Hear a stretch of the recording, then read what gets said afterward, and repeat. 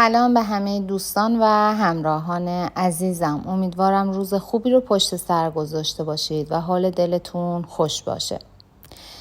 یک روزی یه پیرمرد سرخپوست به نوه‌اش نصیحتی کرد و گفت هر انتخابی که ما در زندگیمون داریم حاصل نبرد دو گرگ در درون ماست.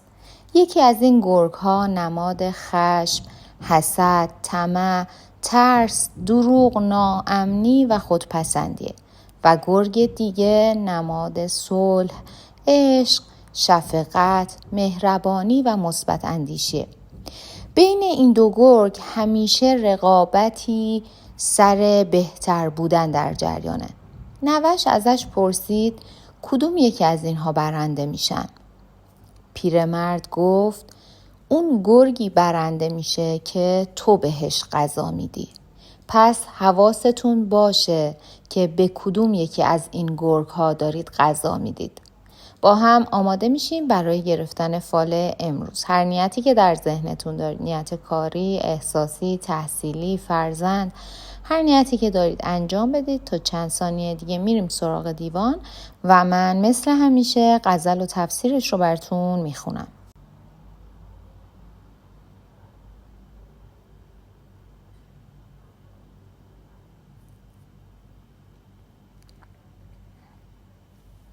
خب دوستان، اگر نیت هاتون رو انجام دادیم با هم ببینیم حافظ امروز چطور ما راهنمایی میکنه. عاشق روی جوانی خوش نو خواستم و از خدا دولت این غم به دعا خواستم. عاشق و رند و نظربازم و میگویم فاش تا بدانی که به چندین هنر آراستم. شرمم از خرقه آلوده خود می آید که برو وصله به 100 شعبده پیراستم. خوش بسوز از غمش ای شمع که اینک من نیز هم بدین کار کمر بستم و برخاستم. با چنین حیرتم از دست بشد صرفه کار، در غم افزودم آنچ از دل و جان کاستم. همچو حافظ به خرابات روم جام قبا، بو که در بر کشد آن دلبر نو خواستم. خب دوستان، باید بگم این غزل حافظ بیانگر یک عشق واقعی هست. عشقی که حافظ در بیت اول به اون اشاره داره و مقصود اون طلب سوز و گداز عاشقانه هست. حافظ میگه خودش از خدا خواسته که با غم عشق اون رو به مقام برسونه، به عاشقی، رندی و نظربازی خودش افتخار میکنه و اونها رو هنرهایی برای خودش میدونه. شمع که خودش از غم عشق یارش میسوزه همدرد حافظه. اما در تفسیر این غزل حافظ میگه به نظر میرسه شما به دنبال خواسته هستید که با عرف جامعه و با خانواده شما هماهنگی نداره. اما اگر این مسئله رو آگاهانه انتخاب کردید که خب جای هیچ بحث و صحبتی نمیمونه، اما مراقب باشید که این خواسته شما یک هوس زودگذر نباشه، چون برای شما مشکلاتی هم به همراه داره و در این راه انتظار تایید جامعه و خانواده‌تون رو نداشته باشید، چون کسی انجام این کار رو توسط شما پسندیده نمیدونه. عاشق بودن موهبتی از جانب خدا و یک هنر گرانبها هست که از هر کسی بر نمیاد و این هنر در وجود شما به امانت گذاشته شده. اگه بتونید از عزم و ارادتون استفاده بکنید، شک نکنید که میتونید موفق بشید. در راه عشق و محبت صداقت بیشتری داشته باشید، ریا نداشته باشید، شک، تردید و دودلی رو از خودتون دور بکنید و کمرویی و خجالتتون رو کمی کنار بذارید. در این راه باید خجالتی نباشید و بتونید راحت حرفتون رو بزنید. در مورد نیت و هدفی که دارید باید بدونید هیچ موفقیتی بدون تلاش و بدون پافشاری و اصرار میسر نمیشه. اتفاقات رو در دست بگیرید، تلاشتون رو در دست بگیرید و به جای برید که میدونید از اون راه و روش میتونید به موفقیت برسید. حافظ میگه دست خالی و ضعف مالی برای انسانی مثل شما عیب محسوب نمیشه و شما از این بابت نباید ناراحت و شرمنده باشید، چون شما هنر عشق ورزی و محبت به دیگران رو بلد هستید و اون چیزی که شما لازم دارید در واقع قدرت تفکر هست. قبل از اینکه نیاز مالی داشته باشید به افکارتون احتیاج دارید. از خداوند درخواستی دارید، مدتی هست که تقاضا میکنید اما برآورده نمیشه. شاید علت برآورده نشدن دعای شما عدم اخلاصتون هست و ایمان کافی ندارید. اگر چیزی رو از خداوند از ته دلتون میخواید، ایمان داشته باشید که خداوند اون مورد رو نصیب شما میکنه. اینکه چطوری قراره این اتفاق در زندگیتون بیفته، چه زمانی قراره اتفاق بیفته، همه اینها رو به خداوند واگذار بکنید.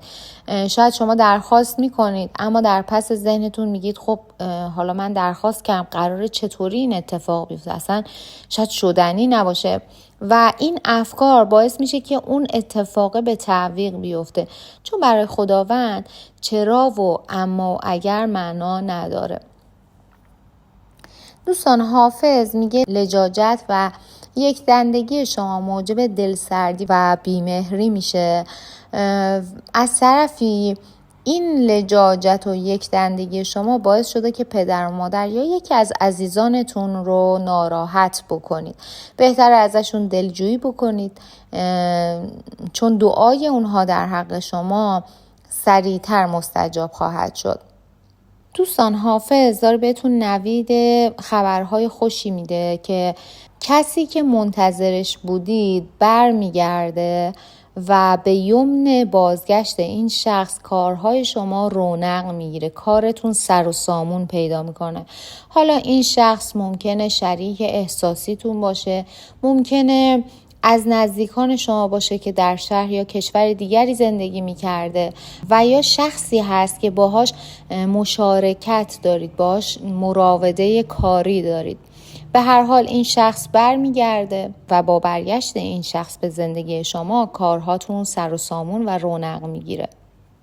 دوستان، حافظ میگه یک ملاقات مهمی در پیش دارید که یک ثروتی در انتظار شما و خانوادتون هست. حالا ممکنه این ثروت ارثی باشه که قراره به شما برسه یا مالی هست که شما ازش بی اطلاع بودید و قرار این مال به شما برگرده. در هر صورت یک ثروتی قرار هست به شما برسه، به شما و خانوادتون، که در واقع هیچ حساب و کتابی روی این قضیه نداشتید و ازش بی اطلاع بودید. در واقع این اتفاق مثبتی که در زندگی شما میفته نتیجه قلب پاک و مهربونی هست که دارید و نتیجه کمک شما به دیگران هست. سعی بکنید به دیگران کمک بکنید. اگر کاری از دستتون برمیاد، دست نیازمندان رو بگیرید و بدونید نتیجه مثبتش رو در زندگیتون خواهید دید.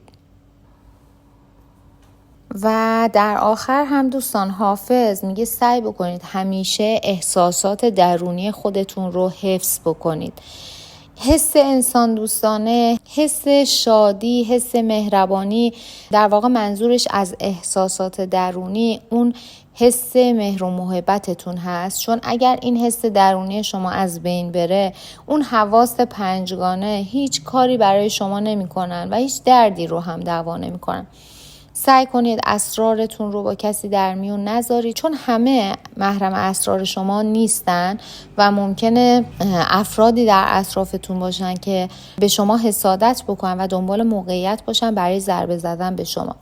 دوستانی که نیت سفر داشتن، باید بگم در حال حاضر سفر به صلاحتون نیست، بهتره سفرتون رو به تأخیر بندازید.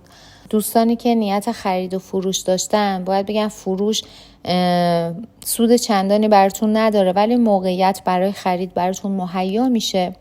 و کسانی که نیت تغییر شغل و تغییر مکان داشتن، باید بگم اون هم در حال حاضر به صلاحتون نیست، چون به زودی تغییرات جدیدی براتون اتفاق خواهد افتاد. دوستانی که نیت ازدواج و طلاق داشتن، باید بگم زمان برای ازدواج مناسبه و اگر موقعیتی در پیش دارید بهش فکر بکنین. موقعیت مناسبی هست، اما برای طلاق زمان مناسبی نیست. بهتر کمی دست نگه دارید و بعد از یه مدت اقدام بکنید. دوستان عزیزم، ازتون ممنونم که امروز هم وقتتون رو در اختیار من گذاشتید و با من همراه بودید.